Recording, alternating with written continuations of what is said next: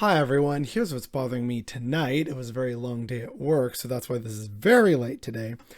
But it seems like there's just a lot of really terrible news today. Like you had Trump and his new Truth Social Network or whatever the hell announcement it was. There was a bunch of other just bad and not so nice like local news, and then just the Serbs ending, and so people are concerned about that, and just a lot of not nice things that I saw on social media and heard on the radio.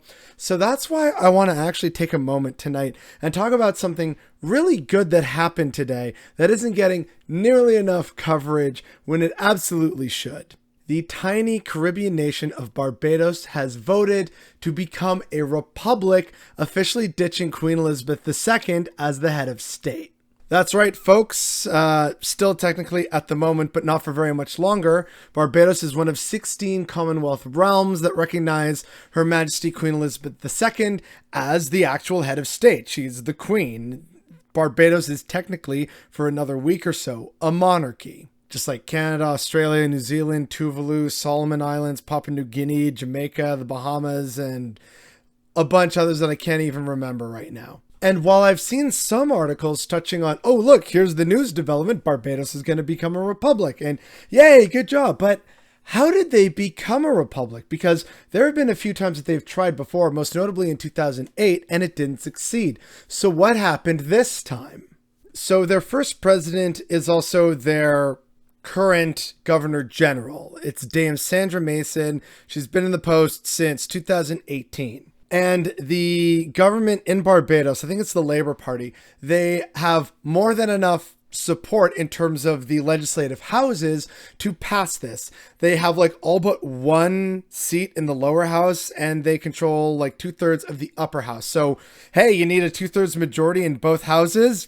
Guess what? They have that. And so what they've done is they've created basically a kind of electoral college within this like bicameral sitting in order to elect their first ever president. The historic election came after a joint session of the House of Assembly and the Senate on Wednesday.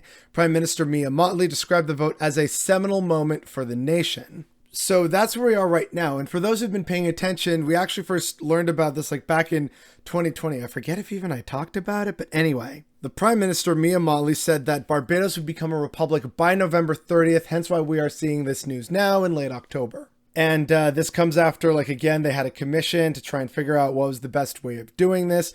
And so to use the summary on Wikipedia, Prime Minister Mia Mottley announced the Barbados cabinet had decided that Barbados would become a parliamentary republic by 30th of November and accepted the recommendations of the Ford Commission, with a non-executive president that shall be elected by an electoral college of both houses of parliament, and that president shall be entitled to serve initially for a period of 4 years and thereafter can be reappointed for another term, with the amendments to the Constitution of Barbados being made before 30th of November to facilitate the swearing in of a new president on that day. The decision to become a republic without holding a referendum on the issue has been criticized. And that is something we should talk about. This is something that was decided by the government and not necessarily the people. And so, yes, there is an interesting question and if you want to call it a debate that could be had here about, well, the people voted apparently overwhelmingly in both of their legislative assemblies. They have the lower house and the upper house. So if they voted for this party and gave them all this power and representation, does that not also mean that they support what this party is doing and their policies, including becoming a republic? Well, yes, potentially. But on the other hand, and very much valid, maybe this wasn't a policy position that they said when people first elected them. People should, for such a massive, real constitutional and life-changing decision, do so via referendum. That wasn't done. That does seem rather suspect. So I think there is a lot of nuance to be had there and a good solid argument or debate to be had about the benefits and downsides of each. But for me, the focus is that another nation is taking a logical and peaceful step away from monarchy, and especially from the UK monarchy. Those who've been following me in this channel long enough are keenly aware of my positions on the monarchy in Canada.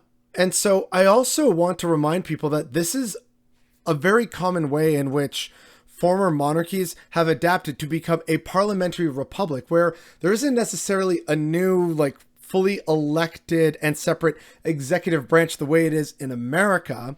It's rather like, hey, we used to be a monarchy and the bones of like this constitutional monarchy thing are good. So instead of having a monarch, let's just have a president. And this time they actually only sit for a term or two. You get 4 years or 8 years tops. And it's chosen by the people in the legislative assembly so that they find someone who both sides can more or less agree on, which in a way should theoretically anyway provide stability for, oh yeah, we know they're a good person, so they're not going to play favorites with one party and then it becomes a single party state or whatever. So there are clear benefits, and this is how a lot of, especially former European countries, have transitioned to republics after they basically either killed or kicked out their monarchies in the past. And so I guess the main thing for me here is congratulations to Barbados. It's a little sketchy that you didn't like actually put it to a referendum, and then based on the results of that referendum, if people said, yeah, no, we want to be a republic, then, oh, okay, all right, guess we got to be a republic.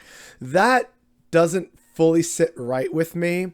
But at the same time, it is good to see another former British colony finally cut that last tie to colonialism and just start on a new, hopefully really good and prosperous course as a republic. I truly wish the best for the people of Barbados in the many years and decades to come as a republic. But I think that for me, it's also just really unfortunate that tiny old Barbados can do this. And I know the thing is different in Canada, especially because of all the treaties we have with Indigenous people, and that's a subject for another time. But it shows that where there's a will, there's a way.